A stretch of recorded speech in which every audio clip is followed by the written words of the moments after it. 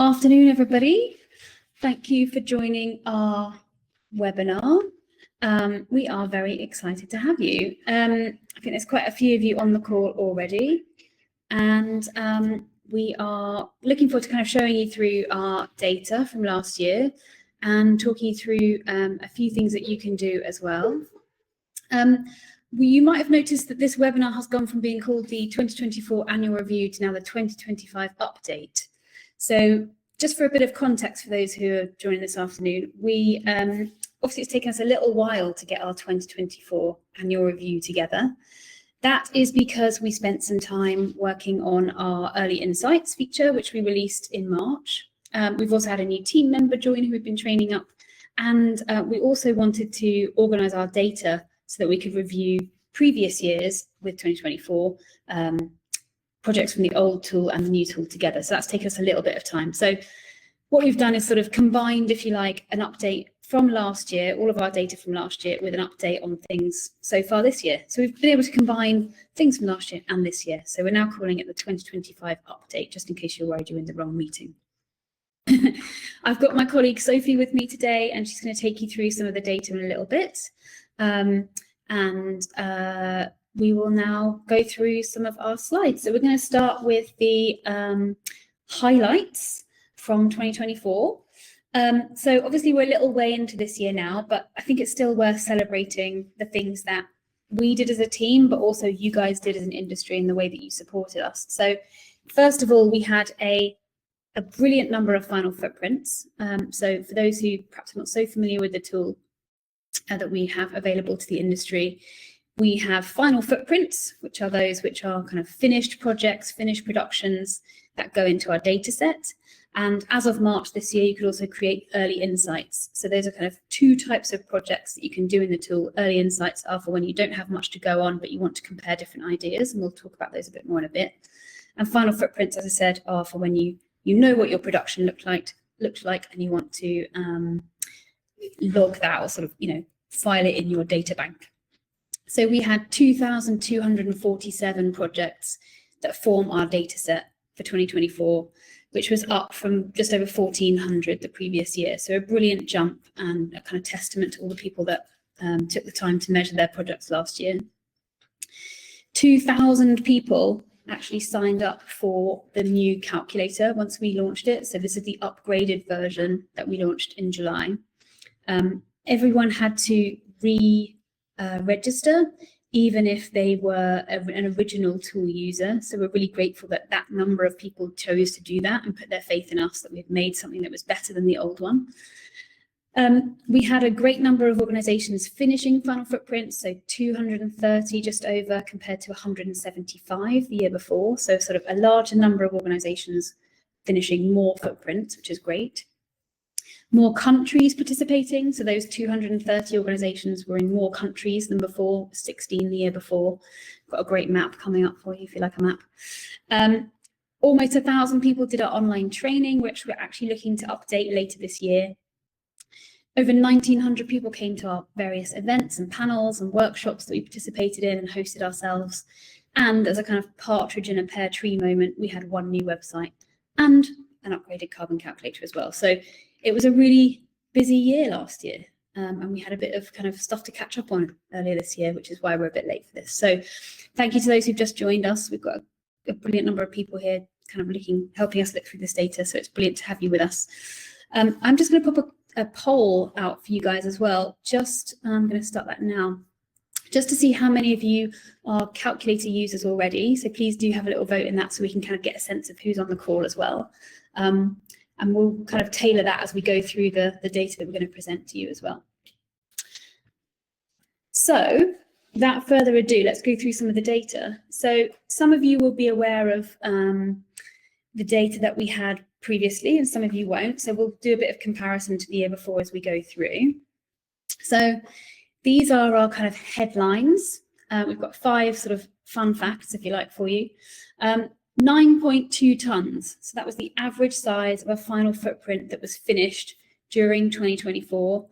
That was up from 6.2 tons the year before. And I'll go into detail a little bit more about each of these facts over the next few slides. So fact number 2, the largest final footprint we had recorded in 2024 was 530 tonnes. That was up from just under 400 tonnes the year before. So quite a big project, well, a very big project there, especially when you think about that compared to the average. Next up, the average size of the 10 largest final footprints, that was 324 tonnes, nearly 325, again up from the year before, which was around 194.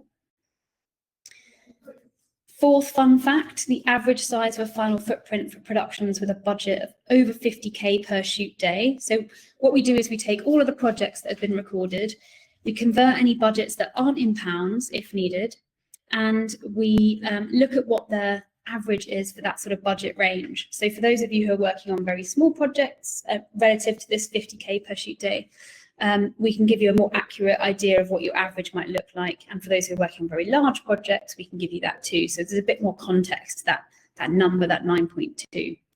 So 19.9 might be more suitable for you to hold in your head if you're working on larger projects. And again, I'll elaborate on that in a little bit. And finally, we also looked at the spread of emissions for the average project, the average final footprint. And as before, people transport was the biggest by quite some margin, but it has gone down a little bit. So we'll explain why we think that is as we move through the slides as well. So thanks to everyone who voted. Looks like 2/3 of you are calculator users, which is great to hear. So you might have a bit more context for some of this information as we go through, but we'll kind of make the no users or the no people feel welcome as well, and hopefully we can make you calculator users by the end. So let's move on to a bit more in-depth detail. So this is where the maths part comes in, and these are pages from the report which you can now download. So we'll pop a link to download it at the end. So how big is the average final footprint? So as we said, it's gone up, but it's gone up year on year, which is really what we'd expect as more companies, more people are logging more footprints. We also know that, we also know already from the stats I just mentioned that the biggest project is bigger than ever before, which is obviously going to drive up that average. For those who maybe maths was a little while ago, this is the mean average we're talking about here. When we look at the median average, so if we took all the projects, put them in order of their size and went to the middle one, the median project is 0.75 tonnes, which is obviously much smaller than this 9.2 average. So what it shows is that the spread of projects is very much skewed low. So we have a lot of projects that are very small, which is obviously brilliant. They're probably things like radio jobs or maybe post-production only jobs, maybe adaptations. But we do have more larger projects than ever before. So that's kind of why the mean average is sort of higher and the median average is much lower, but has also remained constant because we've been skewing sort of towards the lower projects for the whole time we've been measuring, the whole 3 years. I meant to say as well, if any of my explanations are causing you to question something, you can pop a question in the chat and we will answer it for you as we go through as well. Okay, so next we're going to look at the biggest projects. So this, as I said, our largest project in 2024 was 530 tonnes, up from 397 in 2023, and that was up from 129 in 2022. So I remember the first year, I think we had 4 projects that were over 100 tonnes, and in 2024 there were actually 40. So obviously we're fairly confident there wasn't only 4 that first year, and there weren't only 40 last year. It's just that those are the ones that have been measured. So we're very, very happy to have big projects in the tool if that's what's happening out there in the real world, and we'd love more of them. So don't feel ashamed of your larger projects. We'd love to know. But you can see that obviously with increased use of the tool by more people in more locations, we're getting a wider spread of projects. If you look at the graph on the right-hand side, where we've got the 10 largest projects, I think we can see quite clearly there that there's kind of a bigger range in the later years in 2024 compared to that first year where the top 10 projects were sort of more closely bunched together in terms of size. So yeah, please do get your large projects in. Now you might also have noticed these kind of calls to action in the big bright lozenges, is the word we've been calling them throughout the design process. These are really calls to action for you guys, especially the tool users, to look at how your projects compare, and in a bit we'll show you kind of how you can use the various features of the tool to do that. So this one goes back to the budget categories I mentioned. So this year, because we took the old tool data, the old projects, the projects from the old tool I should say, and the new ones as well, we needed to recategorize them so that we could look at emissions in the new categories. So for people who are not familiar with the tool, we had a previous version which had 7 categories of activities. And in the new version, the upgraded version, we have 10. And that's because we've reordered them into categories that make a little bit more sense for how our advertising budgets work and how the information that we have is grouped together. And it also means that we can then, by doing this kind of recategorization of these older projects, we can look at data year on year in terms of where the emissions fall into which categories. So as an example, we used to have travel and transport, and it would take into account equipment and people. And what we've done in the new version, or the upgraded tool, is we have split that into 2. So we've got people, transport, and equipment. So we can just get a bit of a clearer picture.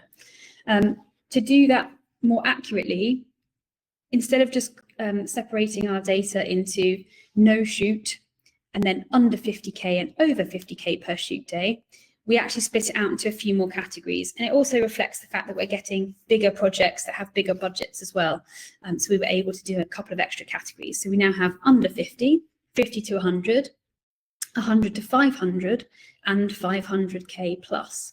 So if you're working on projects that are sort of maybe more in the 100 to 500 range, instead of thinking about that 9.2 figure that we talked about before as kind of what the average project looks like, maybe 20.3 is a better number to kind of hold in your head, because that's more likely to be within the range of the projects that you're doing. So budget, in effect, does have an impact, generally speaking, on the average project size. The bigger the budget, the more likely it is you're going to be spending more carbon. So definitely one to kind of think about in terms of which sort of budget bracket your usual productions fit into. And obviously, if you're working on things that don't have a shoot, then 0.2 tons, much smaller, is going to be the number for you guys to perhaps hold in your heads. So something to kind of think about there in terms of where your shoots fit or where your productions fit. And then finally, let's just have a quick look at where all these emissions are coming from. So we talked about how people transport is still very much the biggest wedge. It has come down a little bit. So in the first year, I think that says, my eyesight is not superhuman, but I think it says 78 in 2022. 2023, we're talking about 75%, almost 76. And then this year, just shy of 72. So it's coming down a little bit. However, it's still clearly the biggest piece, and that will be because of flights. But we can see that the next 5 categories are consistent. We've got the shooting spaces, equipment, transport and couriers, art department, catering, accommodation, and then we've lumped the remaining 4 categories together because they're very small combined. Now, this is the average emissions across a project. And what we think is happening is that as people have got A, more used to doing this in general, and B, more used to using the new platform, the upgraded platform, which has better data entry, or an easier data entry for you guys, that some of the things that weren't measured as much previously are being measured more now. So art department is an example of that, where it's sort of jumping up the leaderboard, if you like. It's now in sort of 4th place. And equipment transport, it was quite low down before. Again, this is data we've refactored. So where things were quite clearly equipment, we have refactored them to be equipment, for example. So we think as time goes on and we make some of those more difficult to capture areas a bit easier, that we'll see some of those pie segments getting a bit bigger, which obviously means others need to decrease to accommodate them. So it's not necessarily that we're doing less people transport. We're just kind of recording more of other things as well. So this one's quite interesting, and we can report on it a few different ways. And just to say as well, if there are perhaps data points that you're interested in that we haven't presented here. We have a lot of data, so please do send us your questions and requests for other data points. We'd be very happy to provide that. Similarly, if you're an early adopter of all of this carbon calculation and you were using the old tool and you would like to get hold of your old tool data refactored into the new categories, please do get in touch, because we can provide that to you as well and talk to you about how to use that. We've basically refactored it into the format that you can export your data in from the new tool. So it's nice and easy now to compare old and new projects together at the same time. Okay, so how to use this data. We've told you it. What do you do with it? These numbers are great, but what do they mean? And how do they mean something to you guys? So that's what we're going to show you in the next couple of slides. So first of all, I just want to talk a little bit about early insights. I'm going to let you read this slide. There we go. So we launched this feature in March this year. We did have a webinar back then to take you through it, and you can watch that webinar online if you want to get more information about this. But as I said, we've got two features of the tool: early insights for when you're getting going, and final footprints for when you're finishing up. With early insights, we've made it very simple to very quickly get an idea of your potential impact, to give you the sense of where you can change things. So it'll give you that pie chart. It will show you which bits are the biggest. You can then look at how to reduce those specific areas. It also means that you can use it to look at one country versus another, planes versus trains, different ways to produce your work in whatever sort of guise that work might come in. Location versus set build, live action versus animation. So you can very quickly toggle between these different production routes and see which might be better. When you're sort of at script stage, or even when you're bidding, you could submit one of these as your with your bid if you're a production company bidding on a project. So this gives you a lot of options and a lot of freedom to kind of share this information. You can download a report, for example, and share that with your budget and your treatment. So really simple. So that's step one, really. Once you know where your biggest sort of heavy hitters are, we've put some ideas here, which again is in the report, and we'll pop a link to download in a bit. So you'll be able to look at that and just get a sense of, okay, what can I do? And you'll very quickly be able to see, if we take people transport as an example, if you reduce the distance you need to be traveled, so the locations you're traveling from and to, reduce the number of people traveling, reduce the carbon intensity of the transport. So by that, we might mean the class of air travel, for example. That will all have an impact, and you can see that very clearly in early insights. Lots of other ideas here, and I won't go through them today because you can get those from the report when you download it. So next up, you would capture your final footprint when you are done with your production, when you're wrapping, and really importantly, mark it as finished. So you can see in the little illustration there, if you click on the 3 dots on your campaign, you can get that little mark as finished button, and then you just simply hit that and it's finished. If you need to re-edit it, you can, but once it's finished and you're done with it, that will go into our data set and effectively become part of your data set too.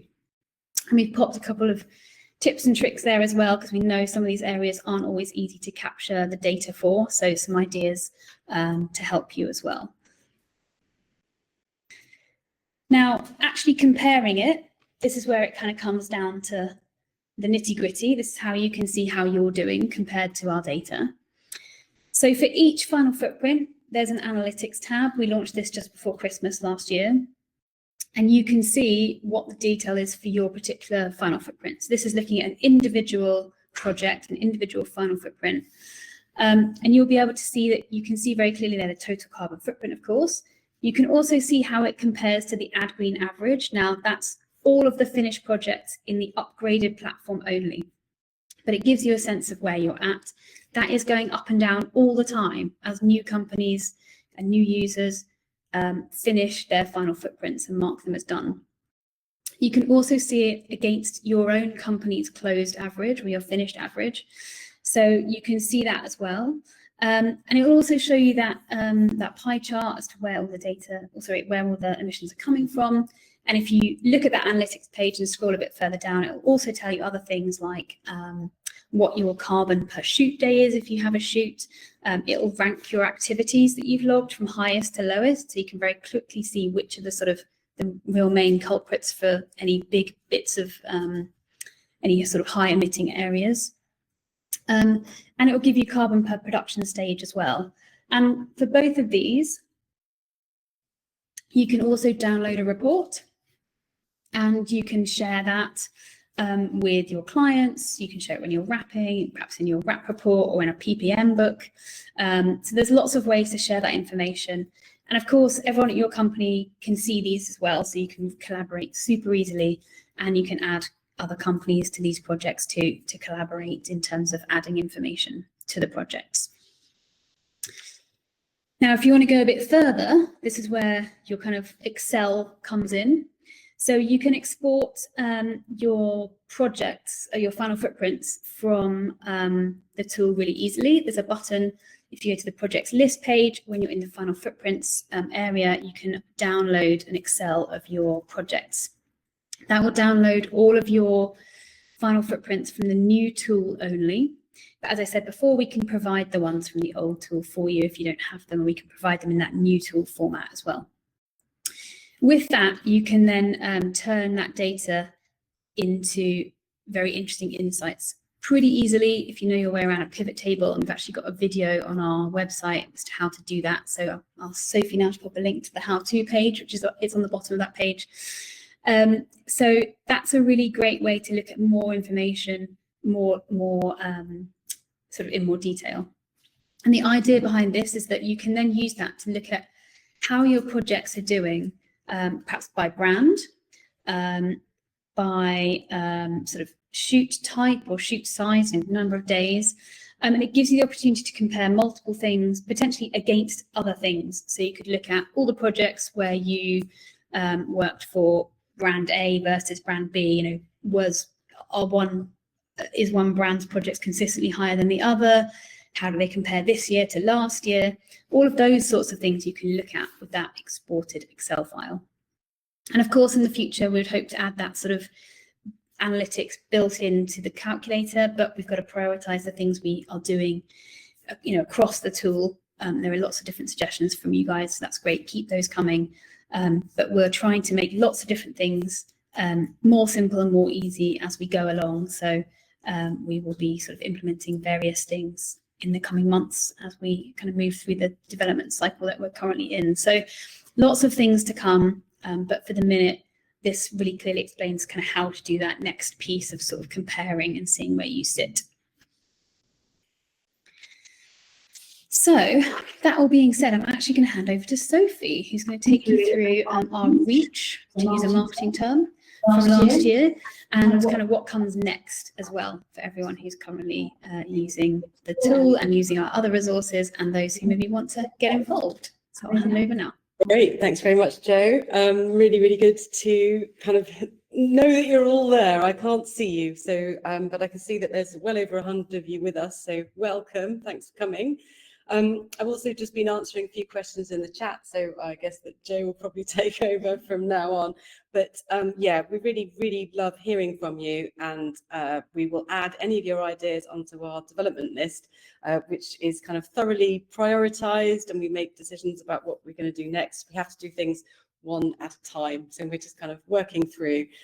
So my section is to tell you a little bit about what we've been doing, or who's been doing it last year. So yes, please, to the next slide, and we will dive into that. Okay, so who's using the carbon calculator and how often? So it is the kind of semi-mid blue color there. 46% of the companies who are using the calculator are production companies, and these are all part of the companies that joined when we relaunched. So we've got over 2,000 users or working to kind of gather information, and yeah, mostly from production companies we can see, and then after that it's advertising agencies.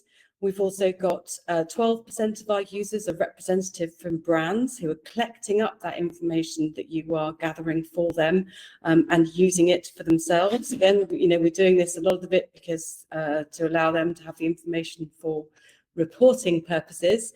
Then we've got a lot of production consultancies who are really supporting that process as well, working hand in hand with the brands and everybody else that's working together, the agencies and the production companies. And then we've got representatives from the holding companies as well. We've got an overview of all the different agencies or production companies who are part of their family. So I think that's a really interesting split to see. It's pretty kind of, you can see who's doing the most work or where the most people are, but then there's very much people who are using that data at the kind of, I guess, the top end, and making sure that that's kind of factored into reporting and also strategy in larger companies such as the brands who are commissioning all this work. So just moving over to the right-hand side, we've got another big increase in the number of companies who finished one or more final footprints. This is obviously, as we know, over the course of 2024. So this is the old calculator moving through into the new upgraded version. So in 2024, over 230 companies finished, almost 2,250 final footprints between them. And that our top super user, who we were kind of revealed together this morning, but is going to reveal to you in a minute, finished just over 250 just themselves as a company. So the top 5 organizations finished 30% of the final footprints, and these are companies that are really, really going for it. So they are, you know, I'm having lots of chats with them, and that's something that actually I want to offer you all later on this year. We're going to do some recordings of conversations with our super users, I think, and make them available, because I know that everybody, well, I'm hoping that you would like to hear from them about how they're doing it. And so I think one of the things I've taken away from my conversations is through being very organized and structured about how they make sure every single project they work on goes into the calculator and becomes a final footprint, and is kind of processed and checked by their team, so that it becomes a part of their regular workflow. So yes, our super users are companies who are doing that process. And the 230 companies who finished final footprints are compared to 175 in 2023. So we know that that is growing, and that we know with the higher uptake with the new simplified version of the calculator, we think that this year's data is going to be even bigger than that, which means we're going to be able to give you a lot more detailed insights, and really kind of chunky ones as well, because we need a lot of data to be able to give you really realistic insights. So another kind of key bit of information here is that 94 organizations finished one final footprint each. So there are quite a lot of our companies who are registered who've dabbled, who've kind of created one final footprint and finished it, or maybe they've created quite a few, but then haven't kind of got to the finalization process. Either they're still in progress, or they're sitting there because the team hasn't kind of come back and said, oh yes, I'm going to press complete on that one, it's done. So that's something that we're working to support people with as part of our action plan over the coming year, just to really support companies who fall into that category, to help raise you all up, because we would love many, many more of you to be in the super user category, and it's still wide open. I'd say that there's everything to play for if you want to get in there. We're just saying the top 5 have been that busy, but there's another 15 places for people who have got kind of a fair amount of work coming through. You could still make it to be a super user. So the next section, yes, could I have that, please? And we are going to have a look at the countries that all of these companies are based in, because I know that many of you are based in the UK, but even so, there are many, many of you who are not, because there are companies from 21 different countries finishing final footprints across 2024, and that is up from last year. So while the AdGreen team is predominantly UK based, we have seen our global reach increase, and more projects are originating across the world. We know that there's lots of companies who work obviously together in very international teams as well. So you can see that this map here, I'm just going to say it's not 100% representative of the world at large. We know that it's been moved around slightly to fit. It's an artistic representation, but it does show that we've got all these different countries engaged in some way. Just to kind of show you again, most of the support is based out of the UK at the moment, but we do have a fantastic person over in the US who is leading AdGreen over there for us. So if you do want to get in touch, if you're in that time zone, please do message us, and Emily will be really, really happy to help you and chat with you, I'm sure. And then we've also got a fantastic team in the Netherlands as well. That's Tobias and Marty are very happy to help you there if you're based in Europe, or if you're passing through Amsterdam and you want to see them, I'm sure they'll be really happy to work with you as well. So next slide, please. This is a big reveal of our super users. Here we are. Thank you. Okay. So I'm really excited about this slide because we have kind of two different things going on. We've got a number of companies who we've been working with for some years now, who have stayed up there as super users for, might be even their third year now. And so we know that they kind of worked really hard. They've created a lot of final footprints. They've kept going. They've kept up. It's become a really kind of integral part of their business, and they're really on a roll now. They're using all of the data. They're starting to use the early insights tool that we've just launched. You know, they're really using it thoroughly. And then we've got some people who are new entrants as well, who haven't been super users yet, who are joining us in this top 20 position. And we're really, really pleased to welcome them, because we know that that represents a commitment within their business to sustainability. But very often, because we're going to come to some case studies in a minute, you'll see often to kind of ethics as well, and actually kind of working on lots of different areas at once, sustainability being just one of them that's important to their business as a whole. So congratulations to all of these companies for all of the work that they're doing. We really are just so pleased to have their support, and also for us to have the chance to celebrate them and all the work that they're doing. So I know I said before you can kind of join them if you want to, but the average number of final footprints for the top 20 super users was 67 finished final footprints. That's up 52% from 44 in 2023. One thing I will say is that if you're thinking, my gosh, I don't actually have 67 projects running through my company or my business over the course of a year, we are going to be looking at the categories for this next year, and every year we kind of reassess it and see what's the best way for us to kind of display this. We might be able to gather information about the size of businesses and the type of business, because this is particularly creative agencies and production companies. We might be able to separate them out.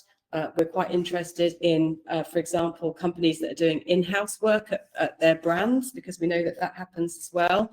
And we might look at kind of creative ways of making sure that everybody gets a fair chance of getting in, because I'd love to be able to celebrate top brands doing their own work. I'd love to be able to celebrate production consultancies as well. And I can give a special mention to Maidstone, who are based out in the US. They are our top production consultancy, who are working with the brands that they're working for, and making sure that they're managing the final footprint process on behalf of the brands, which I think is a really interesting opportunity, actually, if you're working for a production consultancy and you want to kind of leverage this work stream.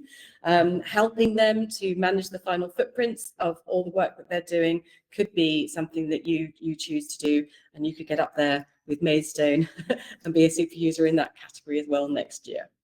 But anyway, I'm going to move on to the next slide, please. And we're going to talk a little bit about AdGreen in action. So yes, next one, thank you. So very happily, we went to Production Unplugged in London just very recently, actually, and we were very happy to sponsor it as AdGreen. So it's a new event that's run by the APA here in London, specifically for production companies to get direct contact with the brands, and for the brands to get direct contact with the production companies, because obviously everyone's working together. And so we sponsored the ESG zone, which is environmental social governance.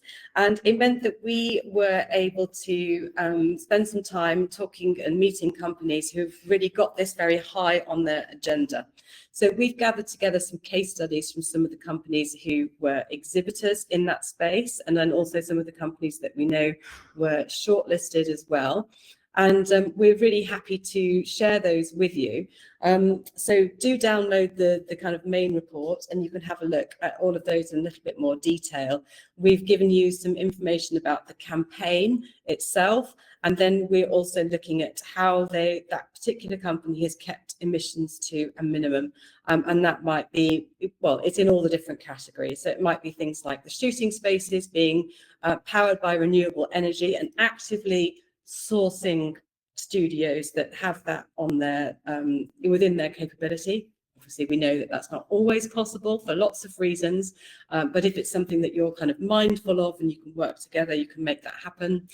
It might be art department and special effects, planning simple sets. I can see this example here that I'm looking at where they're using light as part of the set. And then that being LED lights as well, and then thinking about renewable charged battery powered power systems. Lots of people thinking about catering, because we know that that's really high on the types of emissions that might come from a production. They're thinking about wardrobe, and of course, it's transport as well, and obviously that's people transport, and it is also the equipment transport. So often it's companies choosing to shoot locally to where they're based, for less people to travel long distances than they might do otherwise, and just to be really mindful about how that travel takes place as well across the whole project. So we want to show you that that's completely possible. Here are some wonderful people that are doing it, really ingraining it into their business and seeing it as a real business plus point as well. It's one of their kind of unique selling points and something that they want to share more widely. So we're really happy to support Production Unplugged as an event and make that happen through our annual review. Great. So I'm just going to hand back over to Joe now, who's going to finish up for us, and do continue to put messages in the chat or contact us. I'm always happy to have meetings. As many of you know, I hope you've probably met me in the past, but yeah, I'd love to meet you and see you again. I'm going to sign off now. Thank you very much for coming. Thank you, Sophie. And actually just wanted to also shout out our industry partners, Get Set Hire. We've got an update from them in the report as well. They have been with us pretty much from the start, and amazing supporters of ours, and their sort of support to us means that we can put on events like this. We also, for those super users, we had a super user breakfast this morning. We'd love to welcome more of you to that next year when we do it again.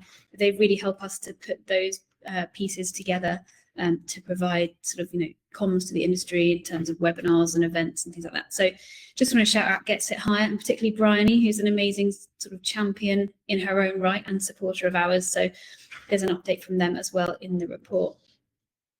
So just to kind of leave you with some things to do next. Obviously, we know we've covered quite a bit here. As Sophie said, get in touch. Do come and find us. If you're struggling with anything, you can contact the support inbox if you're struggling with something in the calculator. There's the how-tos that Sophie's already posted a link to. But this is really what we're talking about. We're talking about getting started early, using that new early insights feature when you're pitching or when you are bidding, to work out what your route should be based on the emissions. And obviously we know there are other factors involved too. There are limitations that you might be working to. That means you can't go with the most sort of low emission route. But the idea is that you're at least understanding which route that is in the first place, and then be able to make a decision based on the information that you've got. Next up, measure those projects. So when you get finished with a production and you're in sort of a wrapping stage, get that final footprint sort of input and finalized.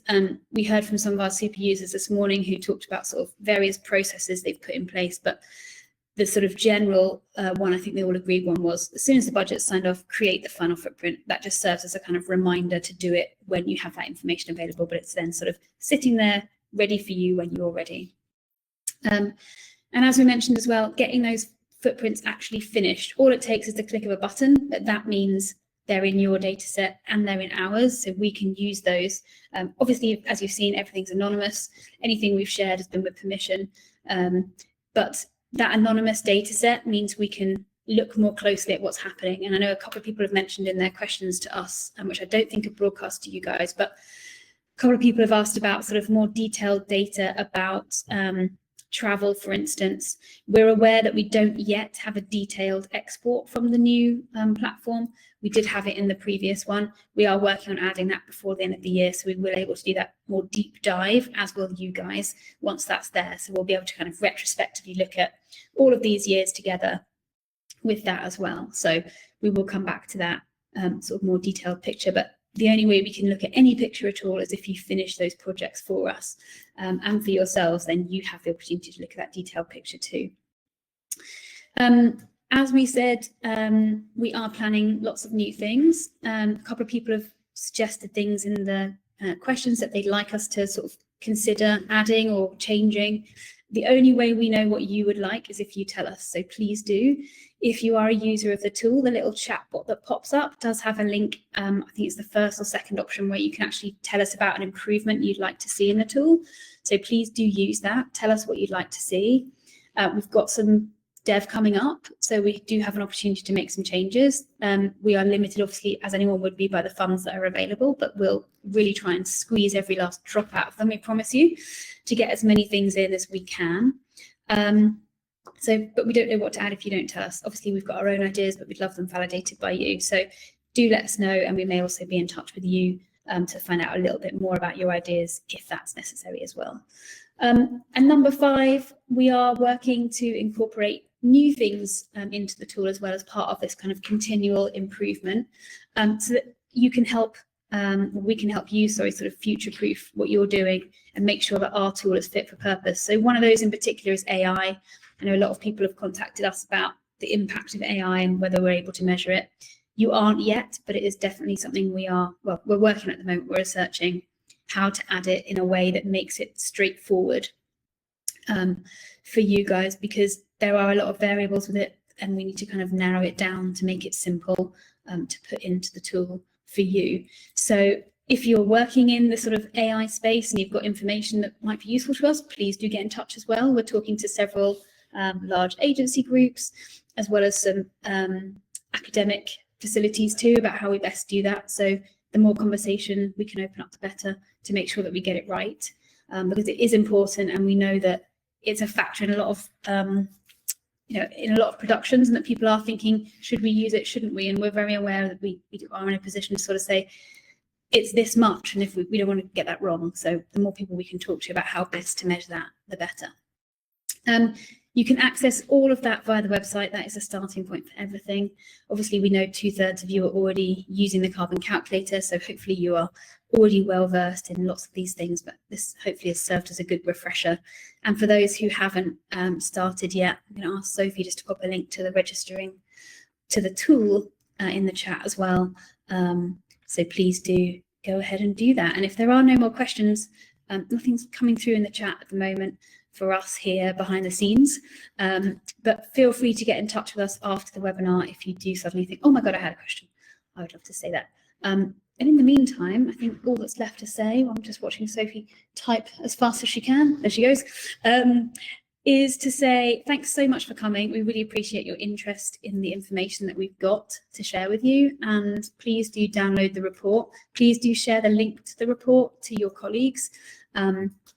Rather than the report itself, we'd love to kind of know how many times it's been downloaded, and we can't do that if everyone shares it by email. So just a little plea to send out the link, and yeah, have a great rest of your day. Don't get too hot, and enjoy your weekend when it comes. Thank you very much.